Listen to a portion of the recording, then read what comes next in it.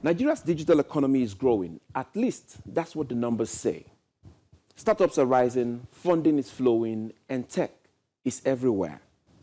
But outside the headlines, there's a different story that is emerging. Small businesses are struggling. Jobs are not keeping up. And many Nigerians are asking the question, where is the impact? Today on The Beam, we ask, is Nigeria's digital economy working for the people, or is it just working for a very few? And beyond the buzzwords, what does entrepreneurship mean really in this country? What is enterprise digitalization? And indeed, what actually is real business going on in this nation today?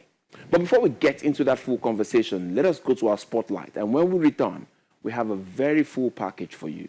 Stay with us. We'll be right back. As Abuja expands, demand for efficient transport continues to grow. In response, Abuja Ride e-mobility is introducing electric vehicles into the city's transport system. The project is positioned as a move towards cleaner energy and smart mobility, with plans for electric sedans, SUVs, and buses.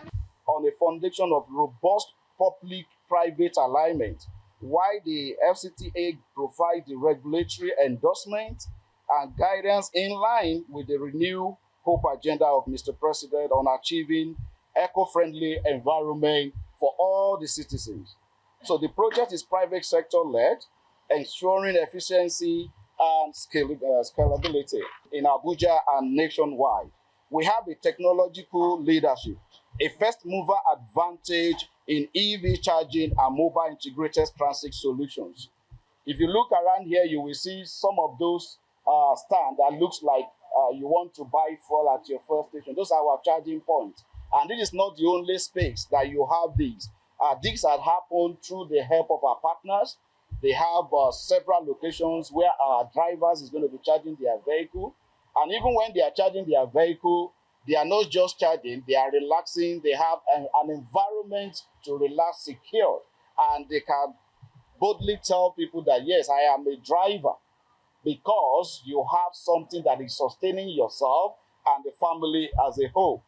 The initiative has the backing of the FCTA and is being driven through a public-private partnership.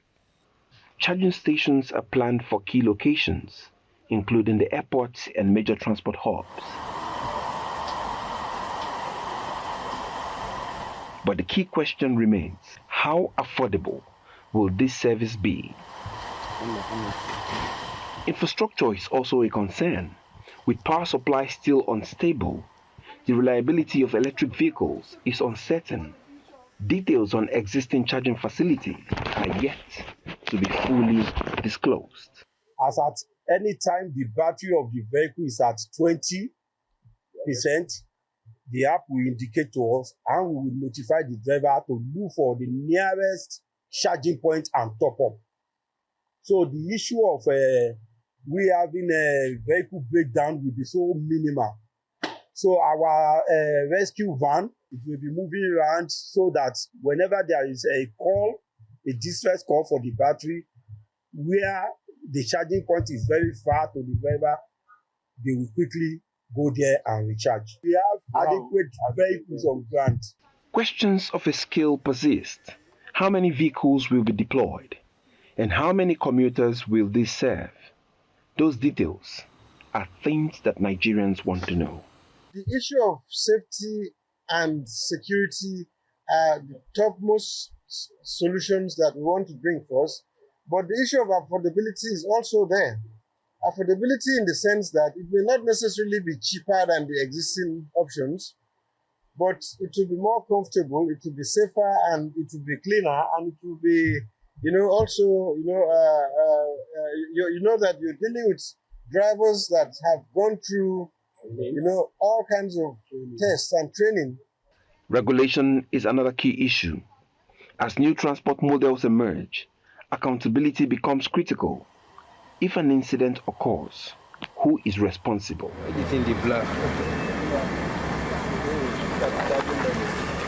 E-mobility offers potential, but its success may depend on how well it addresses costs, infrastructure, and public need. Soonest Nathaniel, Channels Television News.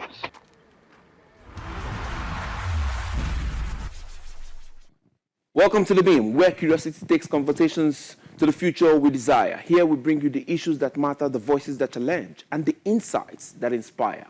I'm Soonest Nathaniel. Joining me today, we have to turn our attention to something that has to do with the digital economy. He's somebody who has done so much when it comes to startups, businesses, especially right here in Abuja. He's none other than Chigozie Ezugo, a Japanese-trained technology entrepreneur and the executive director of Startup Abuja. Ezugo, you're welcome. Thank you very much. All right, let us go into that discussion. You know, we're discussing enterprise digitization and the real impact of Nigeria's digital economy. So yes, let me start like the ordinary person would say. What impact really are we having in the digital economy today? I would say a lot. But first, thank you once again for having me. And when you discuss the impact of digitization on enterprise and even in the digital economy generally, you are looking at something deeper. For instance, you cannot make a call. That is part of digitization. No, but that's long ago. That's yes, too long. That is long ago. But then, it is important that we appreciate the level of digitization we have had in this country. For instance, now, on the basics, you can now apply for your passport on the internet. You can do a lot, actually. You can pay most of your payments online. You can open a bank account online. You can get an instant transaction. In fact, you have a lot of companies, unicorns, coming out of Nigeria. Jobs are being created. So digitization runs deeper than we can think of. Yeah, and the impact is massive. The GDP is growing. The jobs are being created. The young populations are getting jobs everywhere in the world. There is no country in the world, let me not say, but I believe that most countries in Nigeria are working there, right here, starting from right here in Nigeria. That is the impact of digitalization. They can now take digital courses. They can learn from different universities around the world, staying in Nigeria. There is e-learning platforms everywhere, and the access to AI is making things blossom. So these are all benefits and impact of digitalization. So it is touching. There is no Nigerian that digitalization have not touched in a positive way. And it is even unprecedented when you look back in the last 10 years. So these are major benefits of digitization. Yeah, but you see, when we go down to the masses then say to you, hey, we don't necessarily feel it. Because, I mean, if it doesn't translate to cost of transportation, if it doesn't translate to feeding, if it doesn't translate to housing, how then do we really measure the impact of digitization, you know, in this digital economy that we're trying to push? Okay. So generally, when I understand the question perfectly well. When you look at digitization in Nigeria, we always measure digitization in terms of gross marginalized value. Yeah. We talk about the number of unicorn. We talk about the number of startups. That's we talk about you can now receive instant transfer, as I just said. The reason why the average person on the streets or a normal person, let's say somebody who is not a billionaire or a millionaire in Nigeria now, is not feeling the impact or is feeling half impact, is because of half digitization. For instance, I just praised the passport application. But when you apply for passport, you still need to go down for passport office for capturing. So it erodes the excitement. It is the excitement that is being half. That is why many people are not feeling it. Because probably a lot of things are expensive. When you apply for an enterprise loan in a bank, you still need to go back and do capturing. Most things are not deep. You see that most of our government agencies are digitized, but not fully digitized. You see them have a form where you can ask questions, what is this? But when you go to the office, when you submit something in the office, they still need to bring hard copy. Or if you're not bringing hard copy, when you go to the organization, they still need you to write your attendance in a paper. So you see that why in your head there is digitization, but in real sense, it is half. So it is the lack of policy that to say it's digitization or nothing. Let's just make sure that this thing go through from A to Z. I do not see a reason why we still go to the immigration office to do capturing. It is not necessary. If you can authenticate me all the information I provided, you don't need me to come physically. I mean, that is like the list of things somebody can do in this world now. I do not see the reason why bank will still need small businesses to come physically for loan verification. You can do all the KYC and KYB that you need to do. You don't need them physically. So you don't have digitalization is causing us not to feel the impact. Exactly. So again, the question then becomes, right now, the way it's operating, who really then is benefiting? I mean, you named a couple of unicorns, right? But you see, the question is, the unicorn might just be somebody who's just making it on his own. How do we translate it to the ordinary Nigerian who goes from day to day, like you said? If it doesn't translate to feeding and eating and, you know, the normal basics, how do we bring it down to those people? How do we make sure that everybody goes together? I think every Nigerian is benefiting. We're not just benefiting at level To of the satisfaction. maximum. Just like when you are giving small food in an occasion, just small something, it doesn't quench your hunger. So it is benefiting all of us, but not benefiting us a lot. So that is why we are not satisfied. So there are major beneficiaries because you can see the influx of the ability for banks to onboard a lot of customers digitally have increased their profits.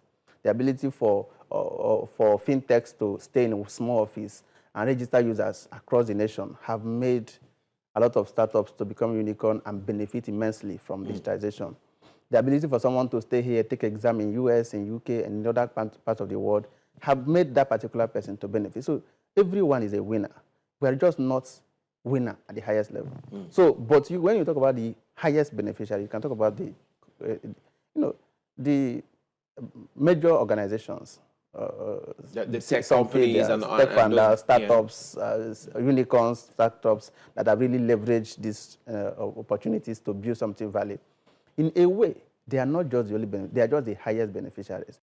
If we keep fearing that, if we allow the process to be complete, that something is going to go wrong, then they won't get anywhere. Do you think there is a deliberate attempt not to go fully into the digital? Is that what you're saying? No. I don't think there is a deliberate attempt. I think that it is just a fear factor, considering where we are coming from.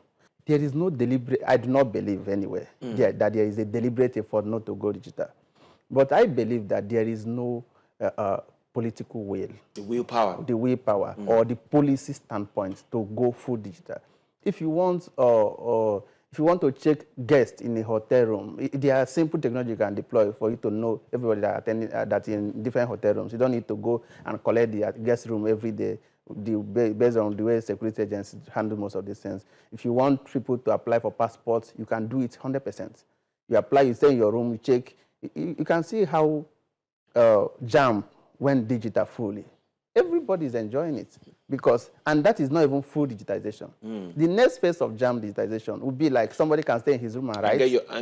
Beautiful. And nobody is afraid of kidnapping. Nobody is afraid of insecurity. Nobody is afraid of anything because you can stay in your home and write this exam. What about hacking and malpractice?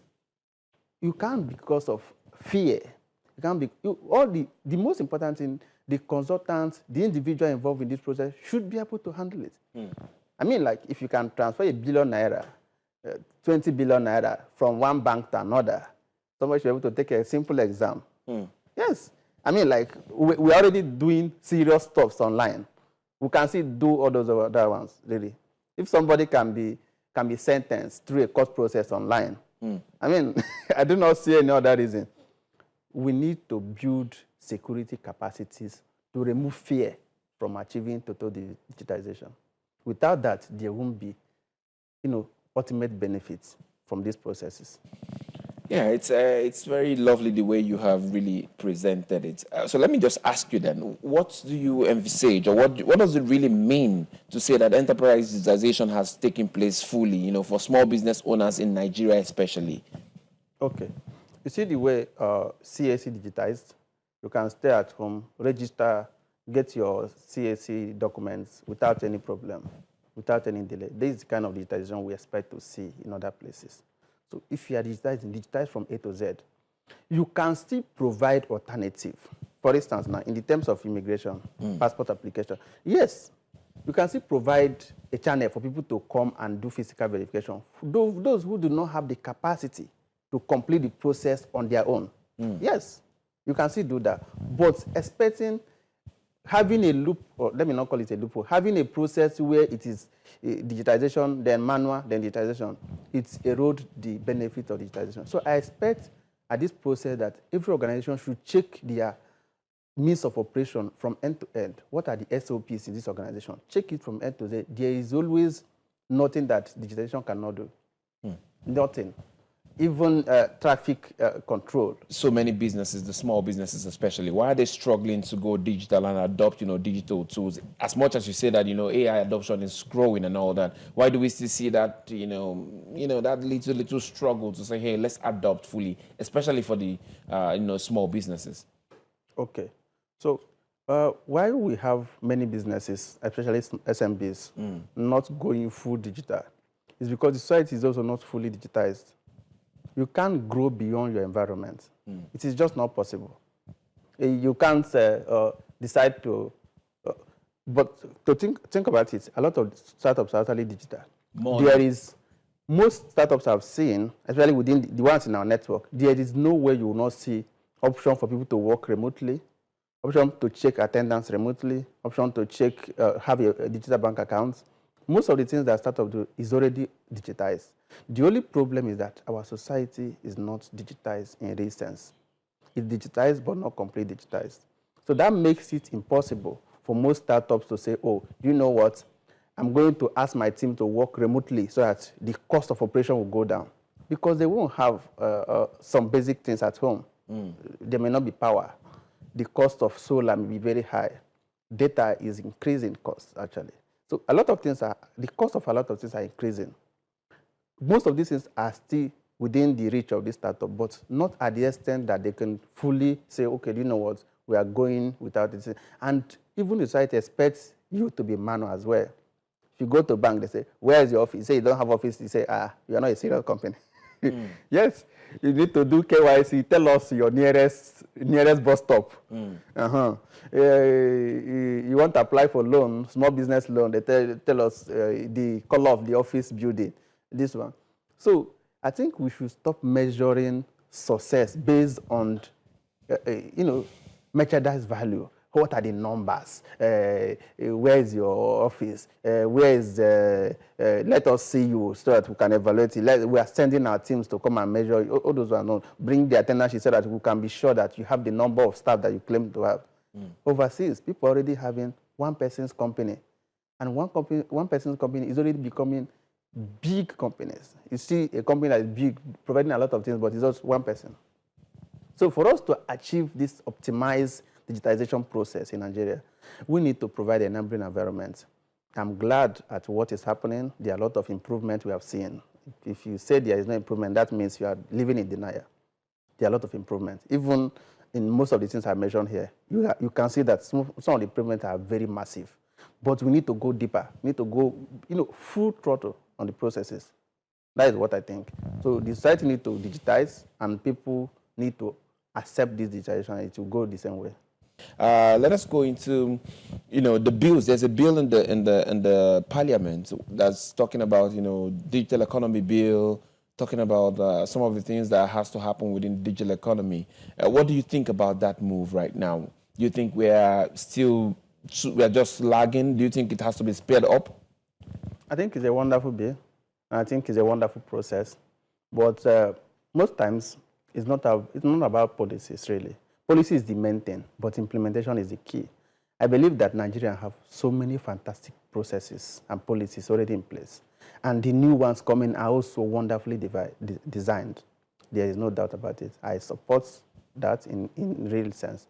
The only thing is, I really urge the promoters that when this bill is signed, it should be implemented to the fullness. There shouldn't be loopholes that we cannot cover. When it is in place, we should put it into use and make sure that it is fully implemented. What kind of loopholes are you thinking about that needs to be, really ensured that everywhere is really put to check? Presently, I do not see for now. Most times when you notice loophole at the implementation, that is why you see a supplementary bill put in place. You can't really say for now. I believe that it is perfectly designed. It is okay. But when it gets to implementation, all of us will see. Definitely. From what we have seen in Nigeria, when things get into implementation stage, you see that a policy come up to say, oh, this one is not working well, let us add this. So I can't say for now. because from what I've seen, is a good thing. Yeah. So how can digitization, lead to that increased job, real income for Nigerians, especially in the light of the economic challenges that you have just spoken about? How can we see digitization help us better? Presently, if you look at simple places where digitization can increase the benefit that Nigerians enjoy, you can think about basic things that are actually happening. For instance, if you want to solve security issues seriously, there are a lot of things that you can do. Organizations that are going everywhere. Do we even have CCTV cameras everywhere in Nigeria? No.